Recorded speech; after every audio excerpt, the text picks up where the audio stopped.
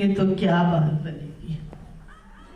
حضرات، بہت سے لوگ آ رہے ہیں اور بہت سے جا رہے ہیں۔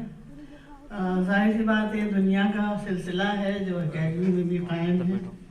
بہت اچھا لگ رہا ہے، بہت اچھا مشاعرہ ہوا، میری بہنوں نے بہت اچھا کلام سنایا اور بہت ہی خوبصورت غزلیں بھی سنی میں نے، اور بہت اچھا لگا کہ لکھنؤ میں کچھ شاعرات بہت ہی معیاری اور خوبصورت کلام کہہ رہی ہیں، نئی لڑکیاں۔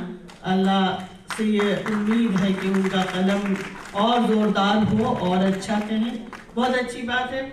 اور آج کا جو یہ مشاعرہ یہ صاحب اسمرتی فاؤنڈیشن نے کیا ہے، میں سمجھتی ہوں آج کے اس نفرت زدہ دور میں مزاروں کی اپنی ذمہ داری پھر سے بڑھ جاتی ہے، صوفیزم کی ذمہ داری پھر سے بڑھ جاتی ہے۔ آئیے پھر مزاروں اور صوفیوں کے دور سے اپنے کو جوڑیں تاکہ ہم محبتوں کی دنیا میں واپس جا سکیں۔ اس نفرتوں کے بڑھتے ہوئے لاوے کو ٹھنڈا کرنے کے لیے مزاروں کی شبنم اور چاندنی کی ضرورت ہے، مزاروں کے ماحول کی ضرورت ہے، مزاروں کی ہم آہنگی اور یکرنگی کی ضرورت ہے، تمام مذاہب کی یکجہتی کی ضرورت ہے، اور اس کو ایک بار پھر ذمہ داری سے صوفیزم اور مزارات ہی اس ماحول کو بدل سکتے ہیں۔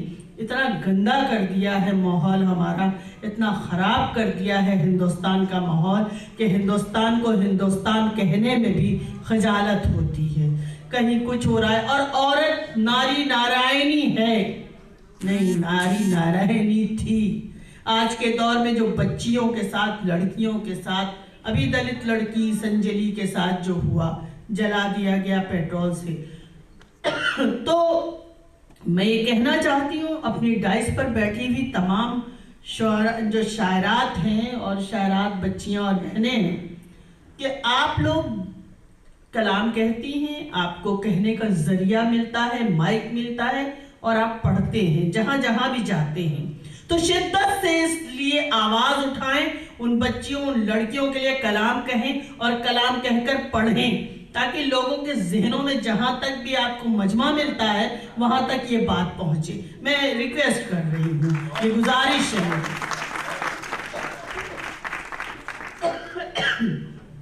اور اس زوال پذیر دور میں جب اردو زوال کا شکار ہو رہی ہے، بہت ہی خراب حالات ہیں، ہماری تہذیب، ہماری سنسکرتی زوال کا شکار ہو رہی ہے، میں ایک بار پھر سے یہ چاہوں گی کہ مزارات، صوفیزم اور ہماری بہنیں مل کر یہ کام کریں کہ محبتوں کو، نفرتوں کو مٹانے کے لیے محبتوں کی آواز بلند کریں، اپنی بچیوں کے لیے آواز بلند کی جائے۔ ہر لڑکی کم سے کم ایک قطعہ آپ لوگ ضرور پڑھیں، ان لڑکیوں، ان بچیوں کے لیے جو 8 سال کی بچی اور 6 سال کی بچیوں کے ساتھ حادثات ہو رہے ہیں۔ تو ہمارے کلچر میں ایسی کیا خامی آ گئی ہے، کیا گندگی آ گئی ہے، اور ہر ماں کی ذمہ داری ہے کہ اپنے بیٹے کو عورت کی عزت کرنا سکھائے۔ جب وہ عورت کی عزت کرنا سیکھ جائے گا تو ظاہر سی بات ہے جہاں دوستوں میں بیٹھے گا تو وہ وہی ماحول تیار کرے گا، اور اس طریقے سے معاشرے میں اصلاح کی کوئی صورت نکل سکتی ہے۔ خطبہ تو نہیں، میں اس لائق اپنے کو نہیں سمجھتی، میں تو سمجھتی جس سے انتقام لینا ہو اس کو مشاعرے کا صدر بنا دو، اور جس سے دوستی اس کو ناظم بنا دو۔ ناظم کو خوب بولنے کا موقع ملتا ہے، صدر کی مجبوری ہے خاموش بیٹھ کے سب کچھ برداشت کرنا پڑتا ہے۔ یہ ہماری جمہوریت نے سکھایا ہے ہمیں۔ چلیے میں اپنی اصل کی طرف واپس، ہر چیز اپنی اصل کی طرف لوٹتی ہے۔ میں خواتین کے سلسلے میں اکثر کہا کرتی ہوں کہ کائنات کی تخلیق کا جو ذمہ دار حصہ ہے، ایک اردھانگنی، ایک عورت تخلیق کا سرچشمہ ہے۔ زمین جس طریقے سے فصلیں تیار کرتی ہے، عورت اچھی نسلیں تیار کرتی ہے۔ ایک پڑھی لکھی عورت کئی پیڑھیوں تک تعلیم یافتہ بچے تیار کرتی ہے، اچھا خاندان تیار کرتی ہے۔ تو میں یہاں سے بات اپنی شروع کرنا چاہتی ہوں۔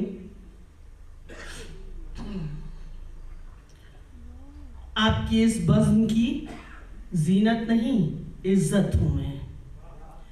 آپ کی اس بزم کی زینت نہیں،